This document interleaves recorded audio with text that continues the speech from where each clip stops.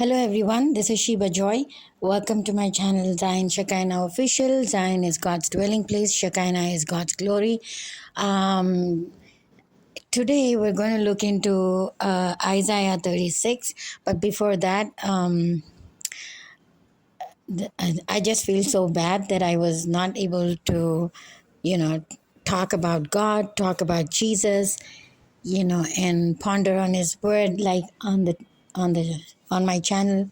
So only because it for the past almost like 2 months there were so many pressures that I was dealing from my neighbors and people around me, and I'm kind of like surrounded by very very wicked people who are always planning against me and my daughter, knowing that we're only two women. They have like all different plans and very extremely dirty and extremely wicked plans. And just not that, they uh, are troubling me by like doing a lot of damage, uh, on my house. And then I have to call the officials, and then they are bribed and they're not listening to me, and they're seeing everything but they're not saying a word because they're bribed and all that. So all this, too much of nonsense was going on here. And it's still going, but ultimately God gave me a very I mean, a sure word, I should say, because, and I wanted to share, because it's not just me. A lot of people, a lot of good Christians, a lot of people who are in the Word are going through tremendous problems, tremendous troubles, and all that, and then this. So this is an encouragement word, for all of us. And my request is for you all, my please kindly pray for me and my daughter. These people are not able to tolerate that we have a small property here which is only like 1,200 square feet, and they're not able to tolerate that. They have an eye on that, so they're seeing every kind of thing to come against us. Uh, and so please pray. I mean, please pray for us, our protection, the house protection. And this is my mother's house. And she always wanted to give, there were so many, like thousands of prayers here, so when the enemy comes, they come with an agenda.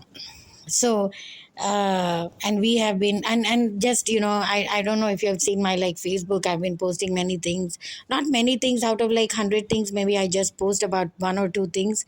They're throwing birds on us by doing witchcraft, black magic and all that on them.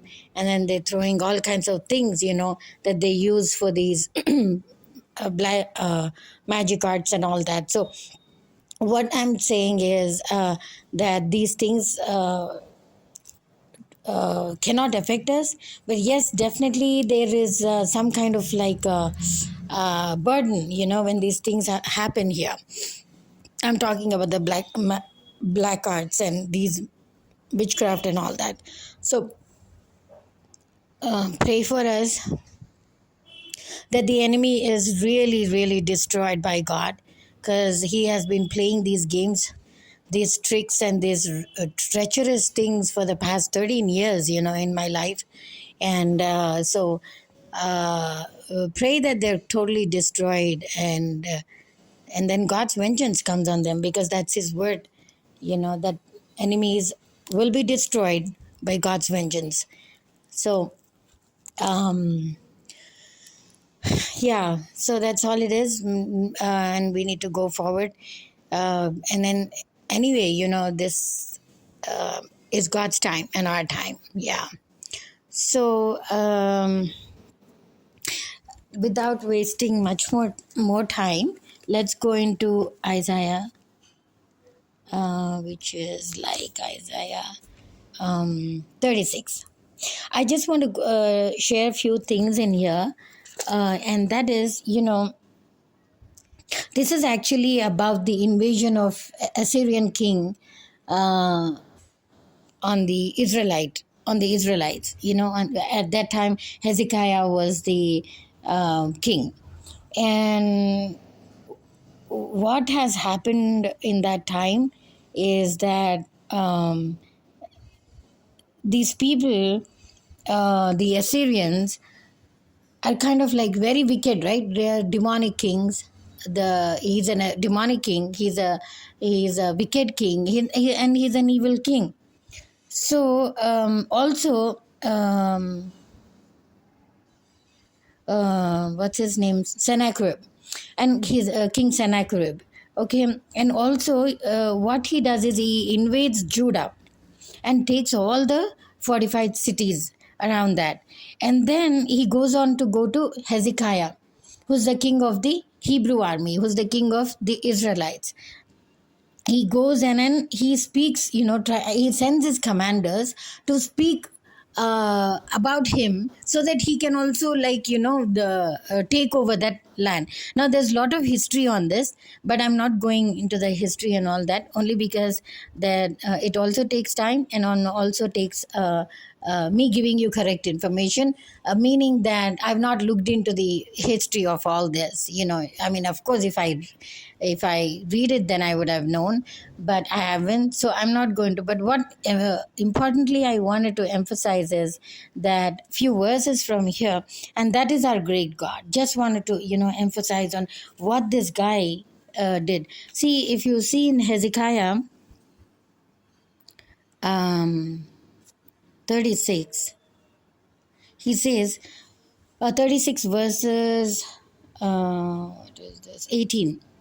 Do not let Hezekiah mislead you. So, who is this guy? This guy is a commander in chief from the Assyrian king.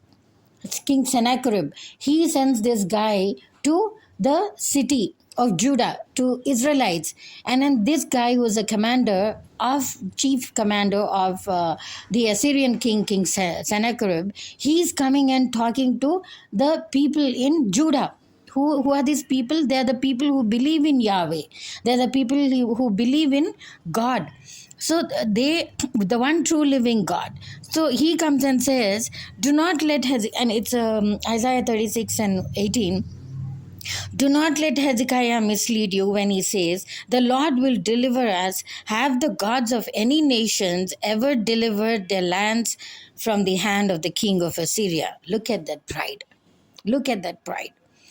Where are the gods of Hamath and Arpad? Where are the gods of Shifar Vaim? Have they rescued Samaria from my hand? Who of all gods of these countries have been able to save their lands from me? How then can the Lord deliver Jerusalem from my hand? Look at this guy. He's come. First of all, we have to see a few things here. And the thing is, like, he's very prideful, right? He's very, very prideful. And he comes and he says, I have the gods with a small g, He has seen only his gods not doing anything for any country, or their gods, which is a small g, not doing anything for their countries. So he's comparing our God with their God. So who is this guy? He's a heathen. Heathens have many, many, many, many deities, gods, with a small g. See, I'm in India, and there are Hindus who have millions of gods. So for them, when they see Jesus, or when they see God of the heavens, they just think as one of their things, who have no power, who are very, very limited, and who have nothing to say. Actually, they're all demons. So so this fellow also, who's coming there, the commander, he tells the people of Judah, why are you thinking that you are great? Why are you thinking that you will win this war? Or why are you thinking that you will not give in to the king of Assyria, King Sennacherib, to come and take over this land? Why are you being in your own strength and thinking that that some God will save you, king? And he's comparing our God with their gods.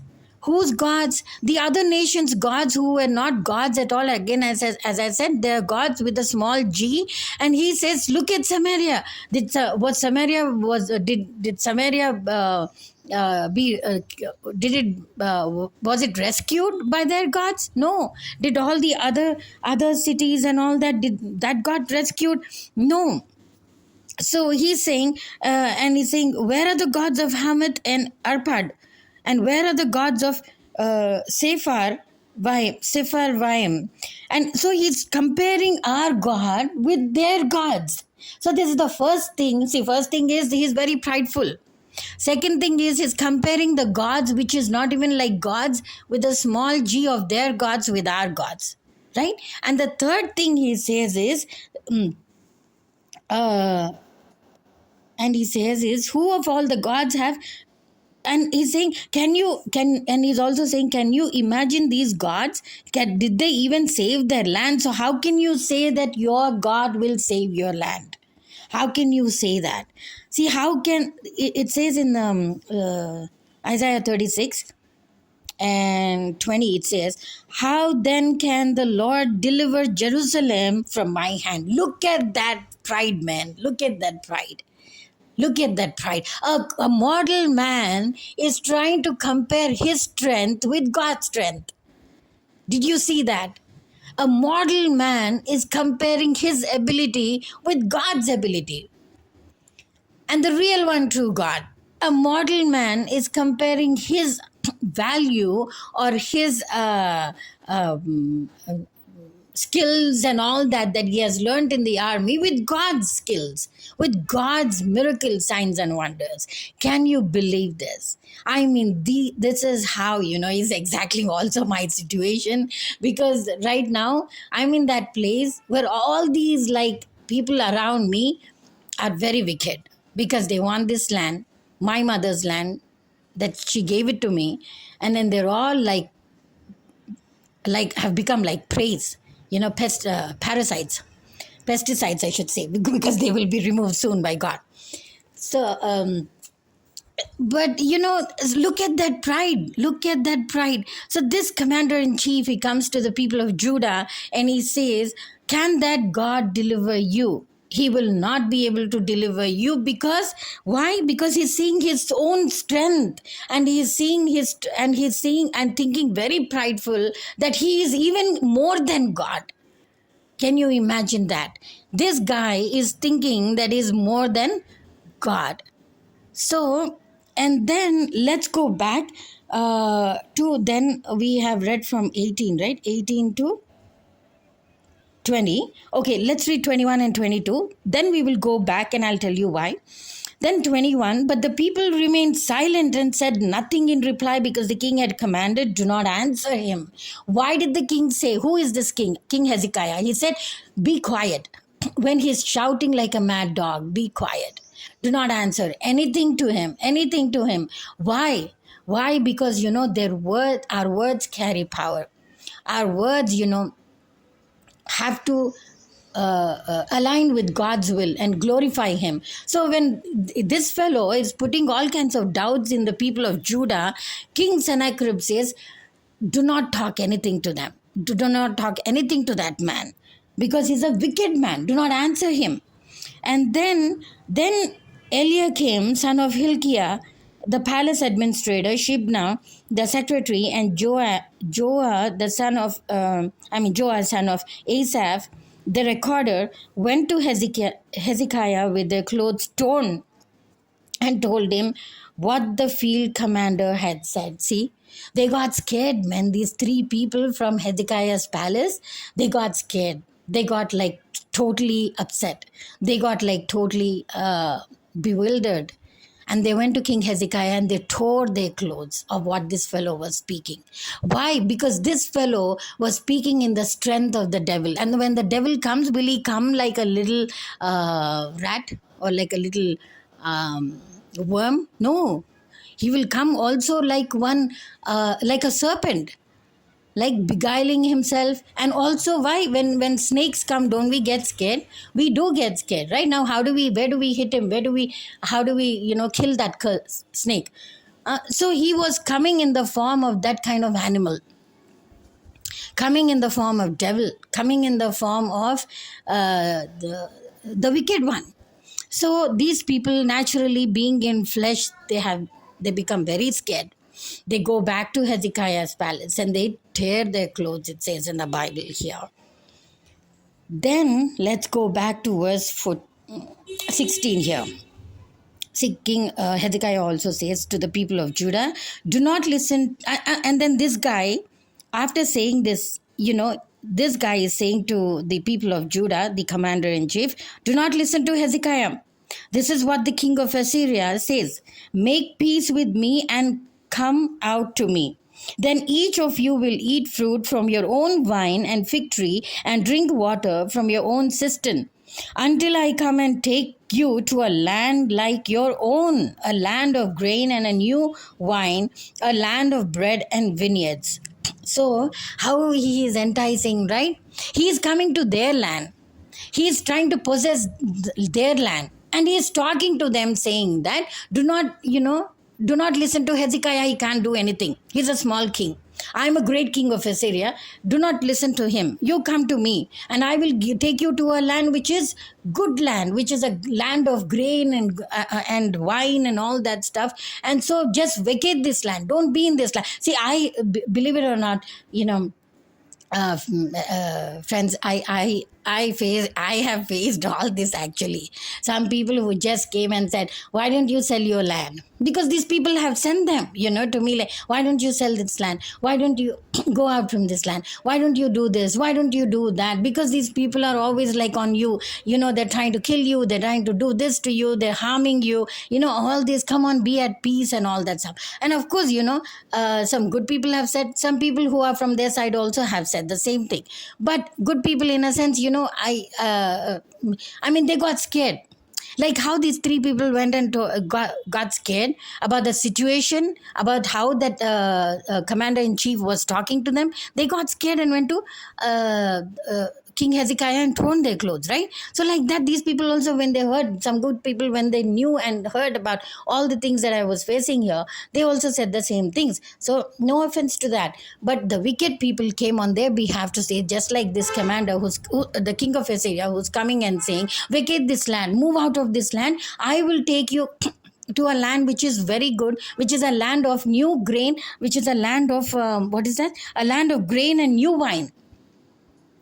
So, I mean, can you see the lies of Satan? Can you see the lies of the devil? So this is what, the devil comes and has enticed those people. But what happens is, then if you see in chapter 37,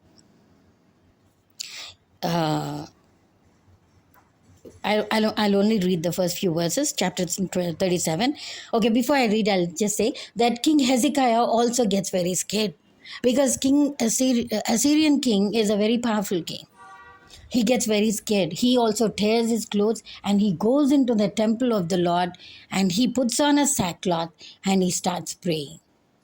And then see what happens. See here, chapter 37. When King Hezekiah heard this, he tore his clothes and put on sackcloth and went into the temple of the Lord. He sent Eliakim, the palace administrator, Shebna, the secretary, and the leading priests, all wearing sackcloth, to the prophet Isaiah, son of Amos.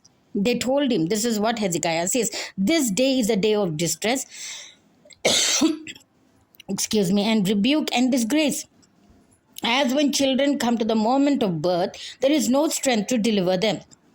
It may be that the Lord your God will hear the words of the field commander, whom his master, the king of Assyria, has sent, ridiculing the living God, and that he will rebuke him for the words the Lord your God has heard. Therefore, pray for the remnant that still survives. Did you see that? Because already this king has captured all the fortified cities in Judah. So King Hezekiah now, he also gets very scared. But he does a very good thing. He does the one right thing. That is, he calls all the priests. He calls all his three important people, this Shibna and Asaph, and also what's his name, Eliakim, all these people. He calls them, and he also calls all the prophets, and also calls, and he says we have to pray, we have to sit and pray. Why? Because he had this fellow who's a heathen fellow, who has no God in his life, who is bowing down to Satan, who is bowing down to idols. He is coming and ridiculing the God, people of God, and he's coming and ridiculing the people, the living God himself. So King Hezekiah says we need to pray. And then, so what happens is here, not going into all the details and all that, King Hezekiah, he plans all these things and he sends word to Isaiah, and then they also all pray. Then the Lord speaks through Isaiah to King Hezekiah, and prophet Isaiah says that, where did it go?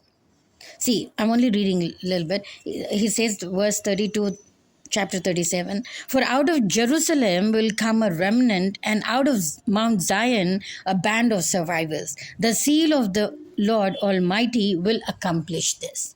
Did you see that? A word from the Lord has been given to Isaiah to declare and give it to King Hezekiah. What? That God, survivors there will be survive, they will survive. And also the zeal of the Almighty will accomplish. What is the zeal? That means his plan. His plan will accomplish. His nature of saying that I will save my remnant, I will save my people, that it will accomplish, it's saying. That's the first thing. And the second thing, the Lord speaks through Isaiah, and he tells this. He says, and also he's talks about, the Assyrian king says that, he says the Assyrian king will not enter. This is verse 33. Therefore, this is what the Lord says concerning the king of Assyria. He will not enter this city or shoot an arrow here. He will not come before it with shield or build a siege ramp against it. By the way that he came, he will return. He will not enter this city, declares the Lord. I will defend this city and save it for my sake and for the sake of David, my servant. Did you see that?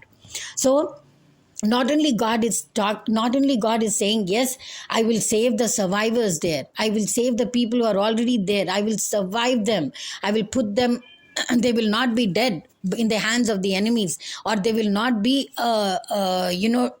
treated harshly, but they will survive. And the second thing, he's talking about the king of this wicked king of Assyria, that he may come, but he will not be able to enter it. Why? Because God is saying that he will make him return. Not only he might come, but he will also make him return. And what is he saying? Also, not just because he has annihilated the laws of God against his people, he has annihilated the people who believed in the one true God. God says that he will also die. And it happens. King of Assyria, what happens is he goes. So what happens is they all come. They try to, capture this city of Judah. But then what happens is here, verse, it's very beautiful here actually, verse 36, it says, then the angel of the Lord went out and put to death 185,000 in the Assyrian camp. Did you see that? The angel just went, man. The angel went. It was not the people with their swords, or it was not the people with their battle. Nothing. The angel went. Why? Because they prayed. They prayed.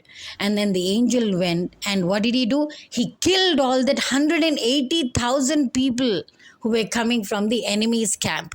So he kills all of them. And the next morning, when these people get up and see, all they see only dead bodies lying there. Why? Because it was the angel of God that happens. Seeing this, King Sennacherib, he returns. He doesn't enter into the land. What did God say? He doesn't enter. He comes, but he doesn't enter, he says, right? And he returns, he says. So he sees all that. He gets very scared. And he returns to he returns to his homeland, and he goes to his temple to pray. What happens there when he goes to his temple to pray? This one god of his, this is Nisroch, the idol again. What happens when he goes into that temple of Nisroch to pray? It's nothing but, doing like how these heathens do puja in front of the idols, so it's like that. He's going there and he goes to pray. But what happens at that time? The people, who's this? At that time, his own sons, two sons, come and kill the father. Did you see that? They were supporting him in the battle. They were going for him with him to kill the people of Judah. What happened? They come back, and all that is reverted back to his own father. Right? So his own sons kill the king of Assyria, who is King Sennacherib, and then they become kings later to rule Assyria. So this is what our God is, and most importantly about these events and all that stuff, the main thing that really, talked to me was like how this fellow actually mocked God, how his command, he sends his commander to mock God, and how he puts fear in them, how he says that your gods, all these gods did not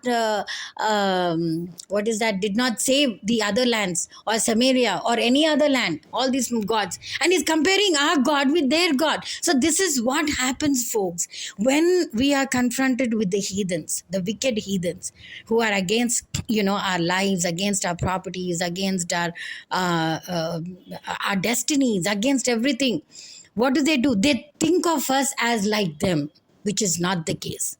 Why? Because we serve a living God. We serve a God who excels. We serve a God who's victorious. But they think about us. They think about us like them. And they think about our God like their gods, who have no mouths to speak, who have no ears to hear, who has no eyes to see, and who have no hands and legs to perform anything good. Because they're what? They're idols. And at the same time, they're not even God. I mean, they have named one tree a god, one snake a god, one stone a god, one bird a god, like that. So isn't that foolish? Isn't that foolish? So in their pride, they think of us like them. They think of our God like their gods, and they try to mock. But what do we need to do? This is for all the people who are going through troubles and problems and all that, or even for any kind of encouragement, because we need to stand in prayer. We need to come in alignment with God's will. What is your will for my life? What is your will for my house, Lord? Let that happen. Leave it in His hands, and we will see the glory of God, the victory of God. Because I'm telling you, like, lot of times I have seen victory through prayer. Victory, just even sometimes, believe it or not, when I was so distressed, and sometimes I didn't even pray, but because it was the will of God to save and do mighty miracles and signs and wonders in our lives that happen, and I'm not saying we should not pray, we should pray, but in those times when I was so down and I couldn't pray, I didn't do anything, I just, my pain was known to God. My heartache, He was seeing. My cries, He was seeing. My tears, He was seeing. And that's it. He came and He did a glorious job. He gave me great miracles, great signs and wonders. And, and I came out, without the smoke of fire. Without the smell of smoke, sorry. So yeah, so it's like that, See, wherever there is God, folks, there is devil also. Wherever there is good, there is evil. Wherever there is holiness, there is impurity. So why? Because in this world that God created, evil also entered. Satan entered, right? The first thing is when God pushed him from Lucifer, from the throne, what did he do? He fell down with 2/3 of the angels, became a demonic being, became a Satan, and then took over all these angels and made them demons and evil spirits, all those things, foul spirits, you name them. And then what are they doing? They're doing everything against God. Why? Because his pride is the only thing. He doesn't like how this fellow who came into the city of Judah, and he said, don't believe all these things. Don't listen to Hezekiah. Don't listen to them. Don't listen to this. Their gods did not save all those people, so your God will not save. At least their gods were tens and thousands of gods. They did not save those their lands. How can your one God save you? See, did you see that? How he was talking and mocking God? So this is what will happen to our enemies also. They're in the same mindset. They're thinking the same thing. They're planning the same things. But who is powerful? And then look at this guy who also says that king of Assyria is very powerful, comparing his power to the power of God. Did you see that pride? Did you see that pride? A mortal man comparing himself to God. So this is what, is the real thing actually. People, when we see acting wicked like that, we have to know where they come from, why they talk the way they talk, why they behave the way they behave, because they are the followers of Satan.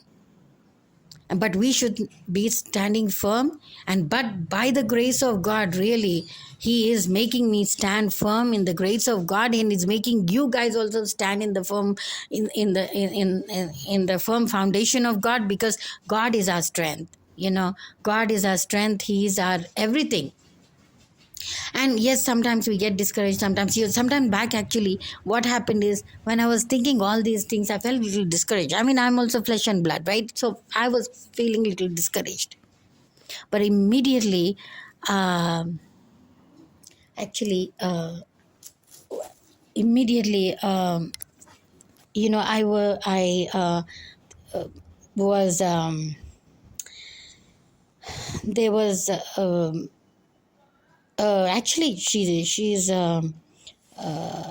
prophetess, and also she's a great woman of God. And then I was reminded about, she calls the devil pathological liar. She calls the devil pathological liar. So I was reminded about her. And pathological liar is pathology means it's a study of disease. So a pathological liar is, he's already diseased. He's already so diseased that he cannot function any way at all. So I like that. I was immediately reminded when I was feeling a little down and discouraged, and some negative thoughts were coming into my head and all that. So immediately I knew her words, rang in my head. And then she said, this devil is a pathological liar. Pathology is the study of disease, and pathological liar is something that is totally diseased. So she called this devil, this Satan, a pathological liar. And then when that happened, I was so lifted up. And then when all these negative things and discouragement was like creeping in my head, I said, devil, back off. You have no right in my mind, and I said, these people follow you. Go back to your followers, I told him. I said, go back to your followers and tell your lies and dance there. Not with me, because my God is a powerful God. What he spoke, things came into existence. And so what he spoke about me, about my daughter, about my house, about my things will come into existence, not you. So when I said this, I felt so relieved. So, it was as if God was so happy, that I proclaimed his name. I just told the devil, all these things were just about 3 or 4 days back. All these things were coming into my head. And I said, just back off and get out. Go back to your followers and dance there. They will listen to you. They will bow down to you. They will do your words, not me. Go, get out, I said. So in that point of time, so much of peace went over me, because what I'm dealing is not at all normal. What I'm dealing is like everyday nonsense. So naturally, right? You will feel like that. So when I said this, go back to your followers and go and dance there and go and tell them they will listen to me, not here. Don't see, if you understand this, the devil is such a cunning liar. He's really a pathological liar. If you see the way he acts is so demonic. He goes and messes with people's minds and their hearts, and he makes them do so many wrong things. At the same time, he comes back to the people of God and creates confusion. He creates doubt and fear in them. Did you see the two-way acting here? Two way of showing how wicked he is. Did you see that? I mean, not only does he go and messes with the messes with the people there and make them become bad and make them become vulnerable to his schemes, make them become like dirty and make them become like very wicked and all that. But he also comes back to the people who believe in God. So he's targeting two sets of people here, right? The one who's already wicked, he has gotten them under his control. The one who's already good with God and is standing with God's faith and strength, in his faith and strength, he's coming in and trying to put fear, doubt, and confusion. Did you see that? So oh my God, he's really a very, I mean, he's a wicked, totally pathological liar. And he's already a defeated foe. But look at his pride. He thinks as if he's something, next to God or even God. He doesn't, not even next to God, I think so this is what it is, folks. I mean, this beautiful Isaiah 36 and 37. No, sorry. Yeah, is this 36 and 37 or is it? Yeah, 36 and 37. How beautiful it is. How beautiful it is. I mean, that is the strength of our God.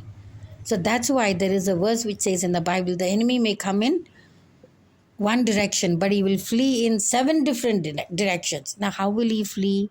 What kind of routes he'll take? What will happen? All that we do not have to know. There is no need to put our effort and mind and all that into that. God will make them do that.